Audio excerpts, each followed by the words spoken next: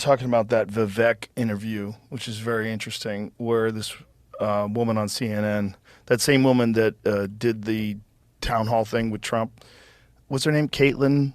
Yeah, I don't remember. Collins? I know who you're talking about. She was trying to get him to discuss certain things in a way that would look preposterous. And she was talking about 9/11.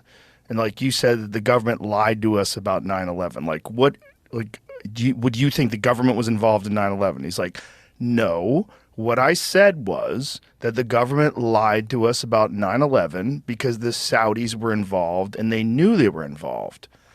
And she kind of glossed over that and was saying something in the lines of, don't you think that you saying that the government lied to us about 9/11 supports baseless conspiracy theories, like supports the idea that the government orchestrated, like that's when you want to put on the full tinfoil hat with the fucking chin strap, you say the government organized and designed 9/11. There was bombs in the building.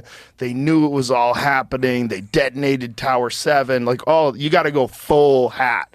And so she's trying to bring him into full conspiracy tinfoil hat. And he's going, no, that's not what I said. And he said something that's factual.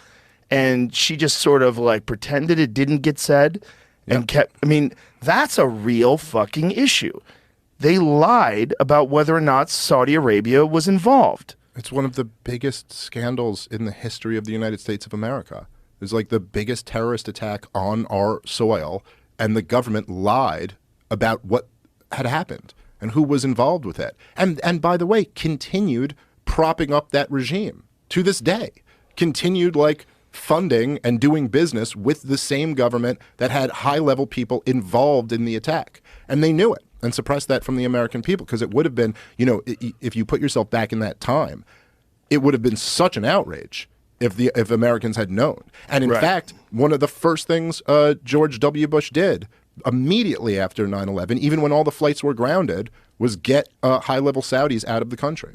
Fly them out of the country. And this is all factual. Like this happened. It's not disputed. Including members of bin Laden's family. Yeah.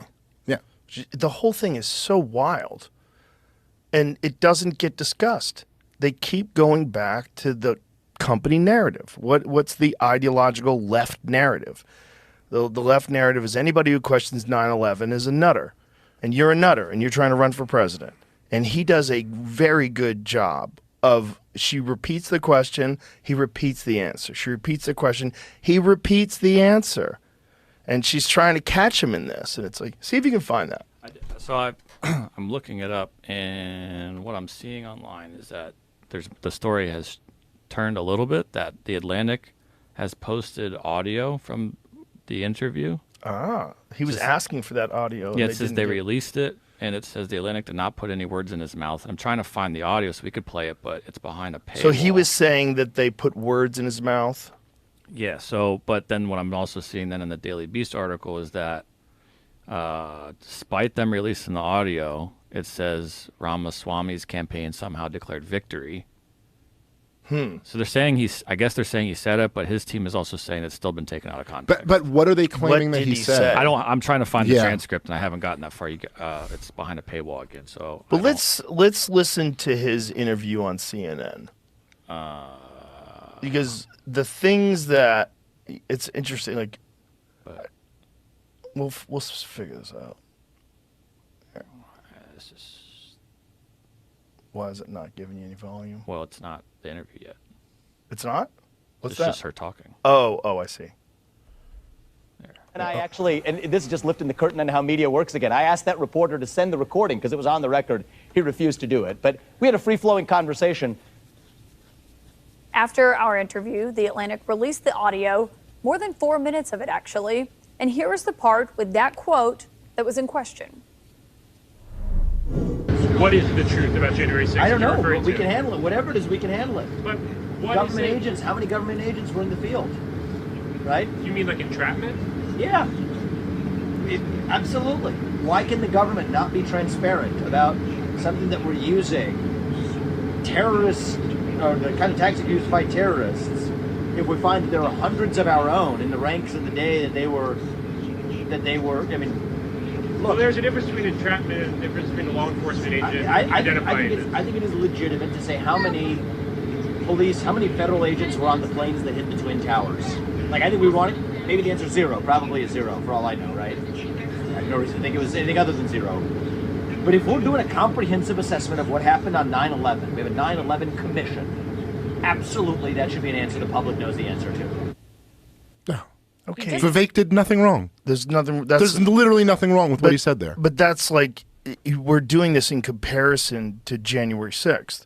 So we do want to know how many federal agents were involved in January 6th. And imagine if there was actually federal agents that were involved on the planes in 9/11. He didn't say there were. No, he specifically said zero. I'm sure Yeah. it was zero. I'm sure but it was we'd want to zero. know. Right. But we'd want to know. And he's saying if you're claiming this was an act of terrorism, just like that was an act of terrorism, then okay, let's have a commission. Let's have a report. Let's know how many federal agents there were. And so far, I mean, by the way, it's crazy they try to spin this. Does she keep going? Can I hear what her take on that is? Yeah, there's still another minute on this video. Please play the rest of it. Okay.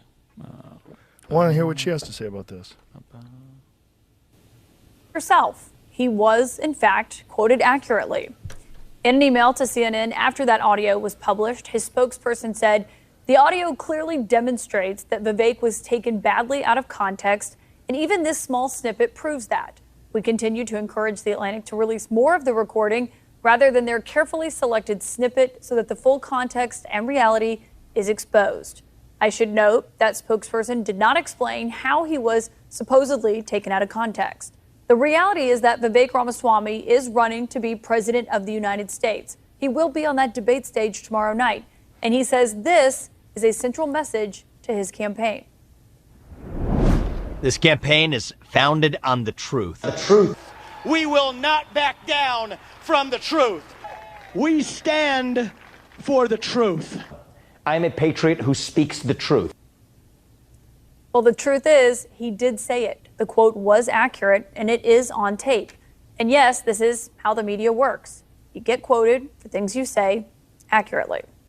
Yeah, but that is still out of context. It's clearly out of context. Otherwise, they would have released the entire recording. I know, and it's this weird thing where they brag about how, like, but you know what? The Atlantic did release 4 minutes of audio. You're like, well, why not just release the whole thing? Right, but Like, this was what? after he had said they didn't release it because they hadn't. Right. So right. he's asking for the copy of it. They would not give it to him. And then they released this small snippet that is, again, taken out of context.